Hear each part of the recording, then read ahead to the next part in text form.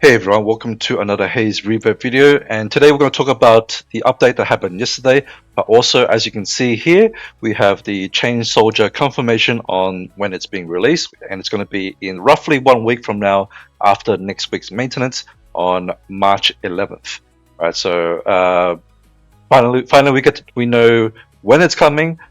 However, unfortunately, they haven't given us any further information on, stuff like this, the skill kits and whatnot. So hopefully next week there will be some more information about that, and then we can go over it then. So that is the news for the collab, and now let's go in game to talk about what we've got this week.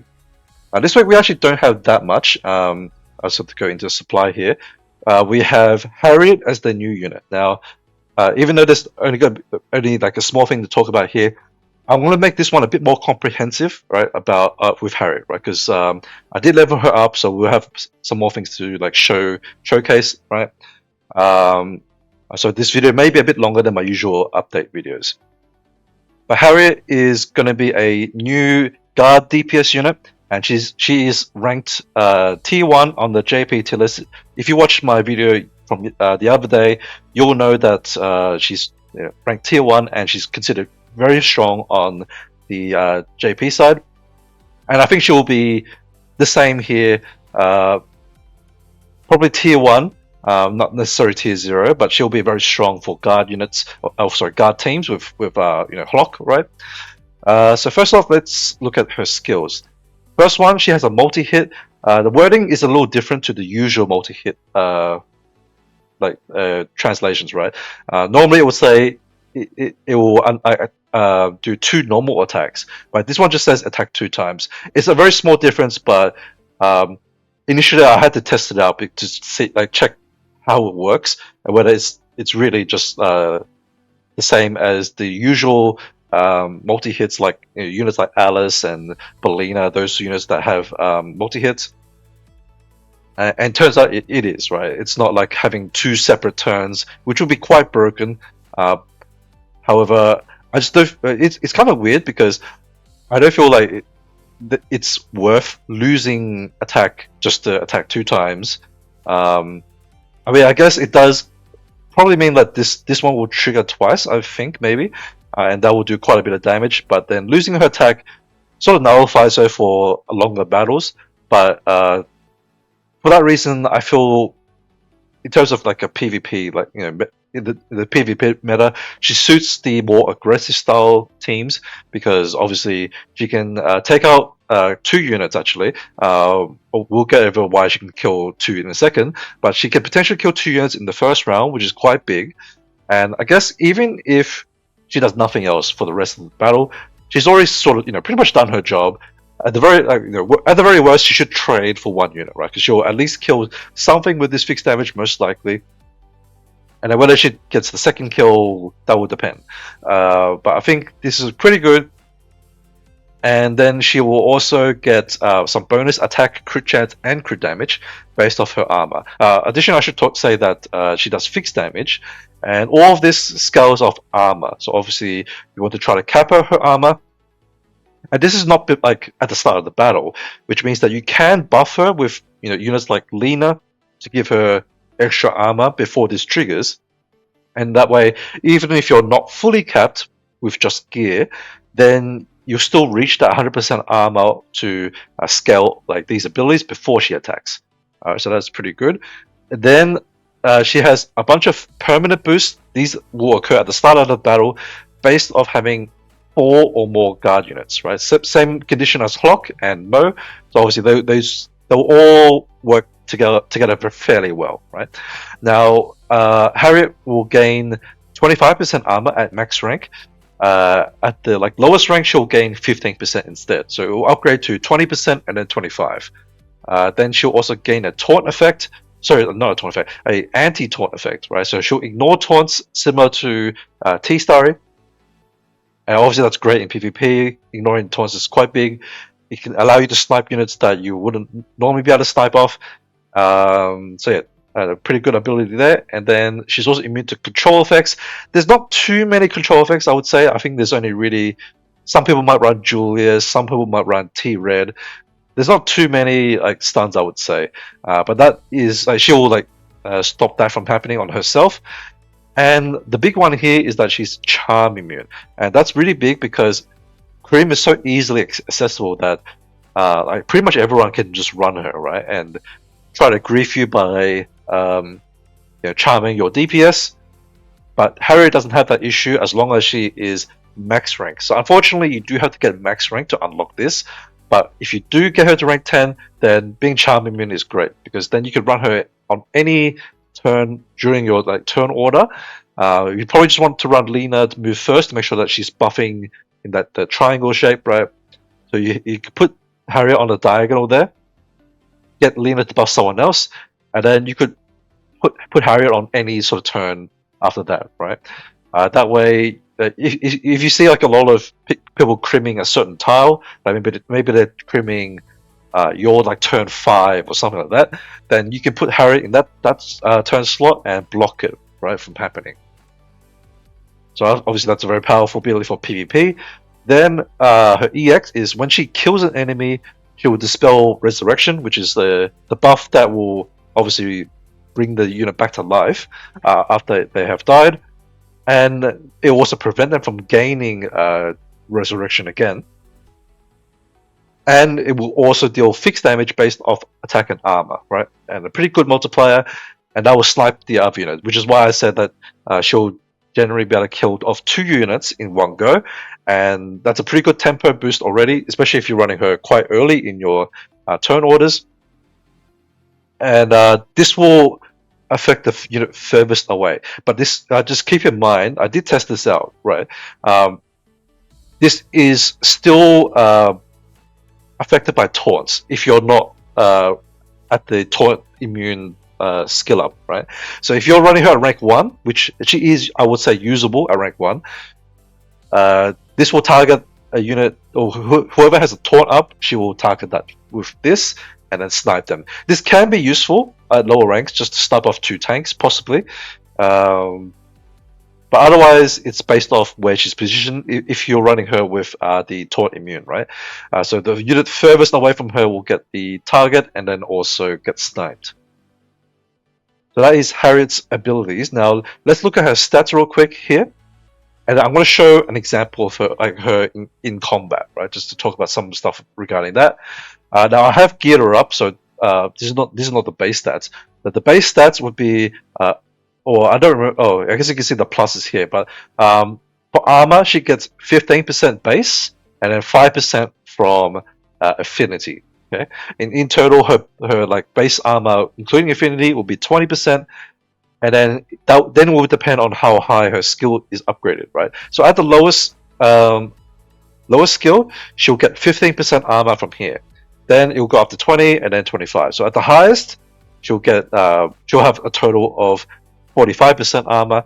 Unfortunately, with the resonance gear, she won't have any bonus armor here. Now, I do recommend if you're going to build her, I would avoid upgrading the health for now. I think you should always still get like the full set, even though it does add like a little bit of health. It's not too big of a deal. But having the full set, of course, gives you the skill up, so that's why you want it.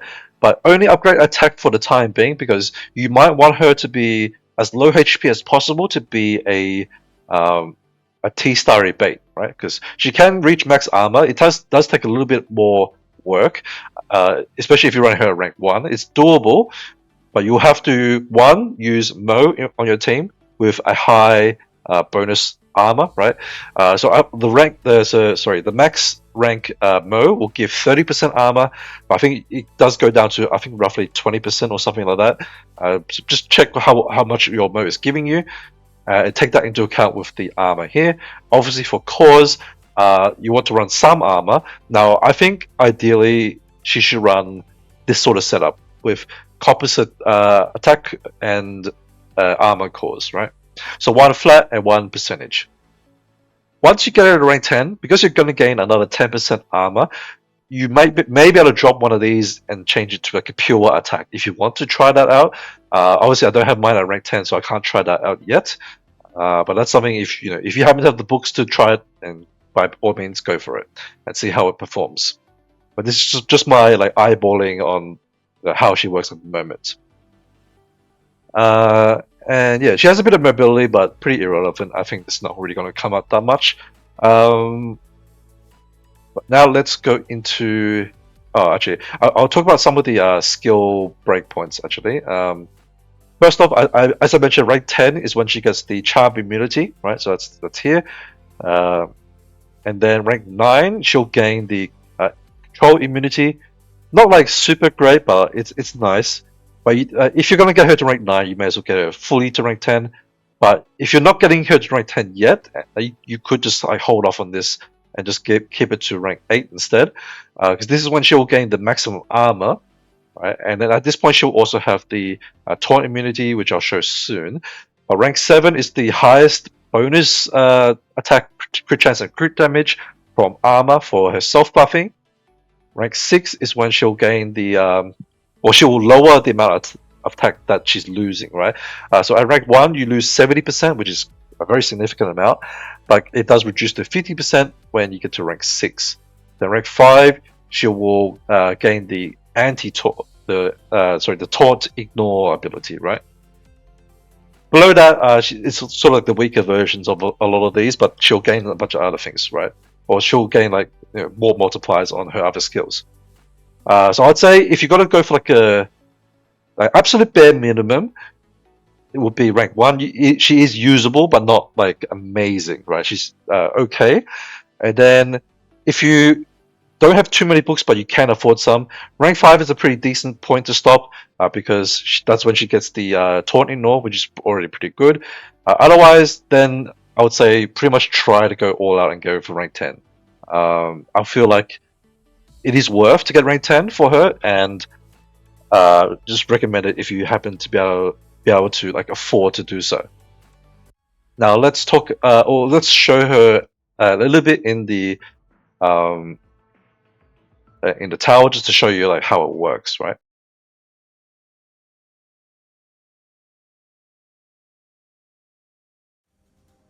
Okay, so on the team, of course, you're gonna need to have 4 guards, right? So that's why I have placed 4 here. You can run more if you want to. It's not a big deal.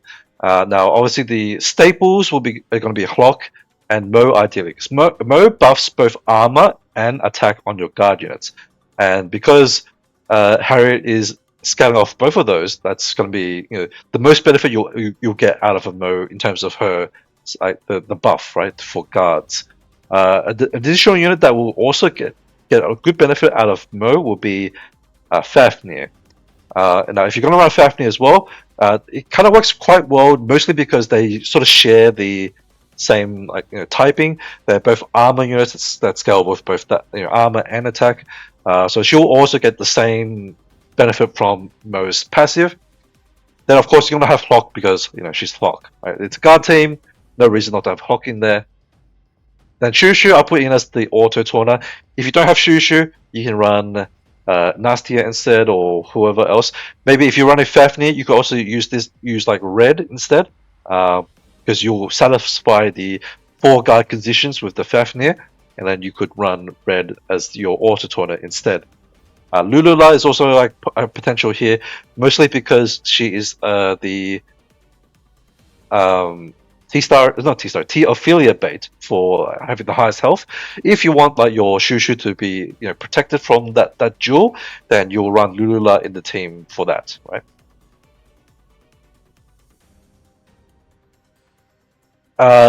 Then I'll also recommend to have Lena buffing your Harriet. Obviously, this formation is not like 100% correct. You would want like units on the diagonals, of course, with buffing with Lena. If you need to move Harriet first, which you'll probably have to if you're running her on skill rank 1, right?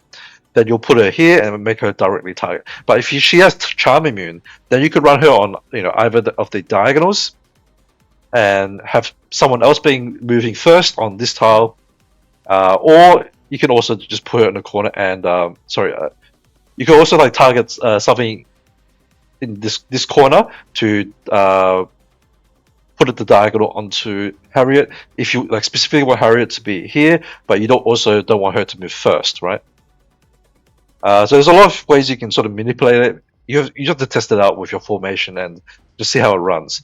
But I want to show you how the EX works. Now, because I'm at rank 1, I am affected by taunts, right? So even though Harriet actually attacks the first unit in a row, and she's supposed to attack the Suzuki, she'll attack the Nastia instead, right? Because she's in the same lane and she's taunting. Now, if you're running a rank 10 Harriet or rank 8, right? Oh, rank 7 actually is when she gets the taunt. Is it rank 7? So it might maybe misrunning. I think it's rank 6 actually, but whatever it is, if she has that, she'll target Suzuki instead, and then the unit furthest away, which I guess in this case would be the Crim. So you could take out those two instead, right? But yeah, we'll just like quickly show this now. So she's going to attack, or after the buff, she's going to attack the Nastia, and then you'll also see that Gin will also die straight after, and that is the follow-up on the EX sniping an extra unit. Right? So that's what makes it very powerful in PvP. You can take out 2 units, just like that, and have a good advantage, especially if she's moving first, because you could take out, a couple of their DPS, and that reduces the number of turns that the opponent will get to, make some attacks with. So yeah, that is the showcase for Harriet. Now there's nothing else too much for this week, but my recommendation is I would hold off on pulling Harriet for at least 1 week, if possible. If you're going for her, you don't necessarily need to go for her. Just keep in mind that she's not a limited unit, and therefore you can always get her on a custom banner after the event ends if you want to. But if you want the easiest chance to get her, this banner is better just because there's only 1 banner unit, whereas the custom banner technically has 2 banner units, right? Because you select 2 SSRs to chase, and that sort of reduces the chance of you getting the specific one that you want the most. But on the banner, this will make it a little bit easier because she's the only rate up, but just keep in mind there's still a 50-50, right? You could get a non-banner unit when pulling. If you have shop tokens, I would say it's a good idea to use that if possible. But again, you could wait until next week to see what happens with the collab units before you make your decisions, right? Also, these shop tokens aren't usable on the collab, but your shop ticket, the elite tickets and the gems can be used, right? So the gems will just directly buy the collab tickets. The elite tickets, I'm fairly sure you just convert them into the new ones, right? But yeah, you can't use these shop tokens on collab units, but the collab unit tokens you can convert them back into these ones, right? There's a couple of things you could do. You could wait until the end, towards the end of next week. Sorry. Yeah, it is, sorry. So towards the end of the next week, which will be the first week of the collab, that's roughly when Harriet's going to end, right? Or basically on that next maintenance. If you're very close to getting Harriet through these shop tokens, maybe you have 180 or something sitting there, you could convert 20 of them from the collab over here and just finish that off, right? Before she goes away on the banner. But otherwise, you could decide maybe you just save up some of these tokens and get her if you want to. Now, the only reason to really pull for her is if you are primarily a PvP player and you want to run a guard team with Flock. If you're mostly going to be a heavy team primarily, then you probably don't really want to run Harriet in that team. Very hard to fit in, so you could skip it in that case. And if you're a Crusade Raid player, then you don't need her at all at the moment. I don't see any reason why you would need her in the future. So yeah, only the PvP players should be interested in this unit, but she is very good for PvP, right? One of the better units that we've gotten recently. So yeah, that is it for this week.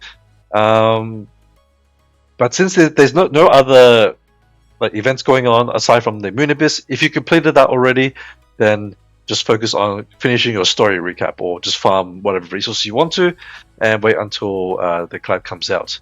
So anyway, that's it for this video. I will try to get some information out as soon as possible. Once I see that there's like something worth talking about for the collab, I will try to get that out as soon as possible. Otherwise, I'll see you on the next update video, most likely, or unless I make something in between. But yeah, we'll check out at the very latest. You know, when the next update happens, that's when we'll start looking at some of the units, and I'll give you my opinions on that as soon as possible, so you know which units to go for. If you're on a budget, right? If you have enough unit currency, then you should just try to get all the units. But if you need to select which to target, then I will do that for you next week. Anyway, I've rambled on enough for now, so thanks for watching, guys, and I'll see you in the next video. Bye bye.